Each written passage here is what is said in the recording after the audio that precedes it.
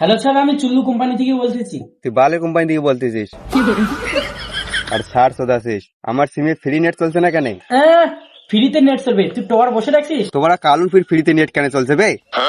তারপরে কালু থেকে কি মোবাইল আছে বে? কেন ওই স্ক্রিন টাচ মোবাইল আছে? আরে শালা ঢেরে ওটা কি কোম্পানির মোবাইল আছে? ও তো বারা নিজেই লেবার চালায়, ওর আবার কি কোম্পানি থাকবে? कौन है ये?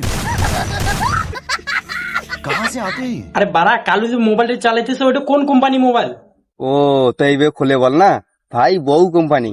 আ ও মানে ভিভো ভিভো। ও ভাই, যাই হোক, ওই মোবাইলটা যে ওর কাছে আছে ওটা কি 5G কি 4G?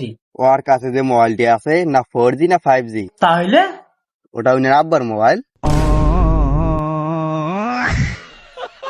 এখন ভাইবেন এটা ওরই, ওর আব্বার নতুন মোবাইল নিয়ে নিছে তো।